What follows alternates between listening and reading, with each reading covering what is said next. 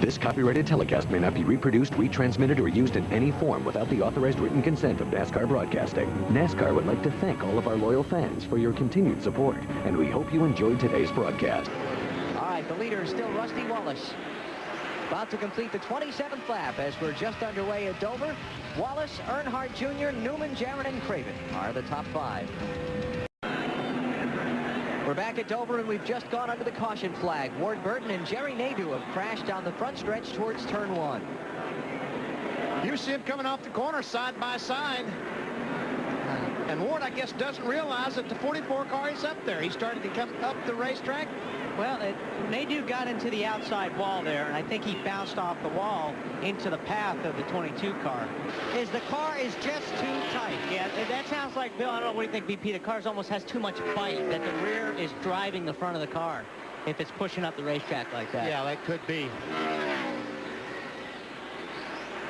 Trouble. Ryan Newman, last week's winner, is around. He was running second. That's turn 2. Well, he got away with not hitting any. Do you see him going down into turn 1? Yeah, it's just turned loose on him. And it didn't look like Rusty was even close enough to get the air off the spoiler. And Rusty's trying to figure out which way to go, Finally, he sees the 12 car going up and... Complicating. Oh, we got somebody sideways. Todd Bodine, Jeff Gordon heading for the inside wall.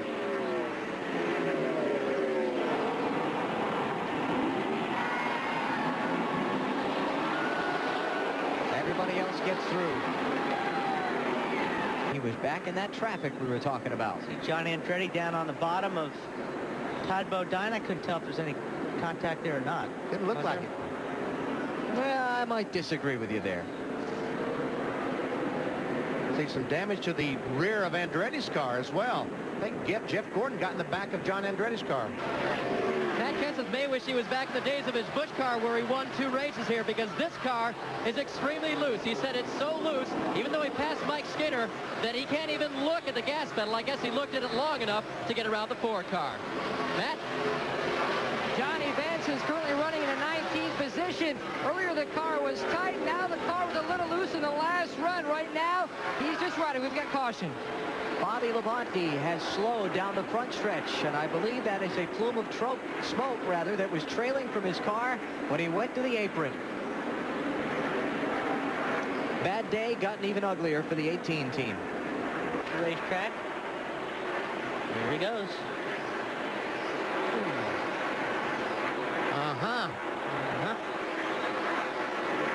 As a general, some of them side by side. Now, those guys race in position. That's the question. Sterling Marlin is 21st. Schrader in there? He sees Schrader. No. He just passed Schrader a few laps ago. Okay, so...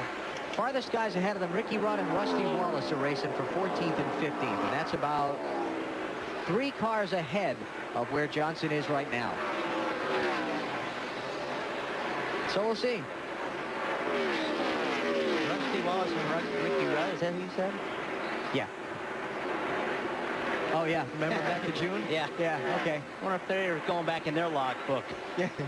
And here we see this is exactly what he did want to see. 2 cars in front of him trying to make a pass. Sterling trying to get by Mike Wallace, and Jimmy's got to try to get by both of them.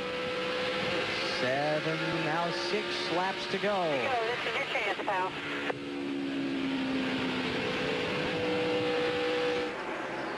Oh, there he is. He's hung behind the 40 car. Now try to go to the outside. That this is your chance, pal. That was Mark Martin's radio. And there he is, closing in. This is exactly what Jimmy Johnson did not need. And 5 laps to go. 5 to go. It's all you, pal. Work your magic. Sterling gives way. But Mark is just a 2-car length deficit. Now make it 1. Oh, and Sterling was in that spot Mark needed, BP, like we've talked about. You got to use all the racetrack. Sterling was there. Mark couldn't drift up to the wall, and it cost him. And you can see how much distance it cost Mark not being able to, and once again, not being able to bring that car out to the wall. Just kills your lap speed around here. That's all Jimmy needed right there. And it's both of these guys that Sterling's racing for the championship, so he didn't have anything to gain by being in one's way over the other. How you catch him, where you catch him. Family here looking on. Jimmy Johnson's mom. His mom would watch him race. My mom never watched me race. No, I made her nervous. She is standing behind the pit box, isn't she?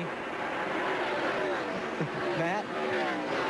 Remember when Jimmy Johnson won his first race in California, his parents were not there, just his brother. When he won here in June, his dad was here because he drives his motor coach to remain close to Jimmy, but his mom, Kathy, wasn't. This could be her first chance to go to victory lane with her son. He'll come to the white flag next time, will Jimmy Johnson. He got his first Winston Cup win in his 13th start at California back at the end of April. Picked up his second here in June at Dover. He's trying to score a sweep at the Monster Mile and boost his chances of perhaps winning the Winston Cup title in his rookie year. Final lap, and there's traffic ahead for Johnson. He gets by Ricky Craven, okay. And I think these cars in front of him, Kyle Petty, are fast enough that Mark will not be able to catch him. Yeah, it was that side-by-side stuff that was going to get him in trouble. His 27th birthday was this past Tuesday. There'll be a lot of candles to blow out in victory lane at Dover. Jimmy Johnson sweeps the Monster Mile this season. A great day. Way to go, boys. We're back on track. Awesome stuff all day long.